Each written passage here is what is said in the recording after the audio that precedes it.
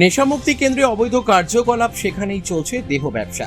সরকারি লাইসেন্স ছাড়া ও সঠিক নিয়ম না মেনে চলা কেন্দ্রটি নানা ধরনের বেআইনি কর্মকাণ্ডের সঙ্গে যুক্ত। গতকাল রাতে এক 7 মাসের অন্তঃসত্ত্বা মহিলার সাথে অভব্য আচরণ করা হয়। তার বাড়ি রায়গঞ্জ শহরে। দিন তিনেক আগে একা আদিবাসী যুবককে নগ্ন করে শারীরিক ও মানসিক নির্যাতন করা হয়।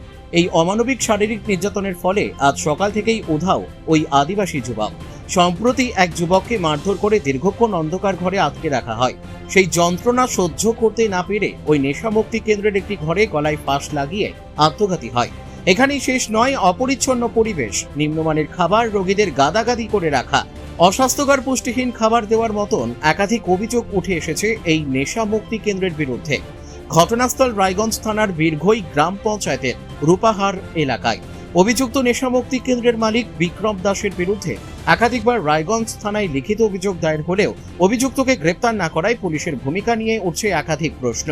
এদিন সন্ধে 6:30 নাগাদ রায়গঞ্জ পুলিশ জেলার পুলিশ সুপার ডক্টর সোনা ওয়ানে কুলদীপ সুরেশের সঙ্গে যোগাযোগ করা হলে তার সাফ জবাব, সমস্ত ভিডিও ফুটেজ খতিয়ে দেখে ব্যবস্থা নেওয়া হবে, অভিযুক্তকে দ্রুত গ্রেপ্তার করা হবে।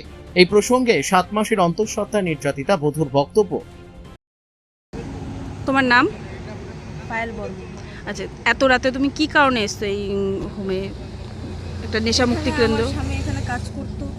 কাজ করার পরে আমি ফোন করতাম খোঁজ খবর নেওয়ার জন্য, কখন কি করে না করে। তো আমার স্বামী এখানে অনেক বেআইনি কাজ করা হয়, যেগুলোর জন্য আমার স্বামী প্রতিবাদ করতে গিয়েছিল।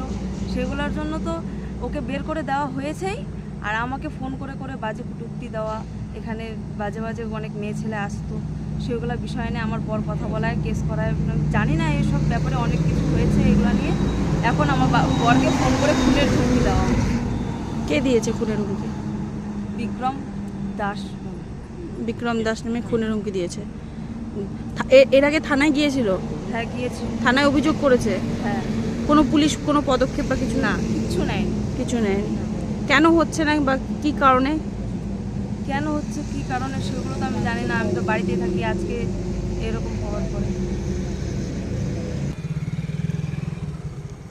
তুমি অন্তঃসত্ত্বা তো? হ্যাঁ। ক মাসের? 7 মাসে। তারপরেও তোমাকে কটূক্তি করছে? হ্যাঁ, আমাকে কুকুরটি দিয়ে যাচ্ছে ফোন করে করে, বাজে ইঙ্গিত করেছে। তো কি চাইছো এখন তুমি? প্রতিবাদ চাইছি। কি করবে এখন? কি করব? করবে? থানায় অভিযোগ তো করতেই লাগবে, না হলে দিনের পর দিন এগুলা। এর আগেও একাধিক মেয়ের সাথে এরকম ঘটনা ঘটেছে। হ্যাঁ। রায়গঞ্জ থেকে বিথিকা পালের রিপোর্ট, পুলিশ নিউজ।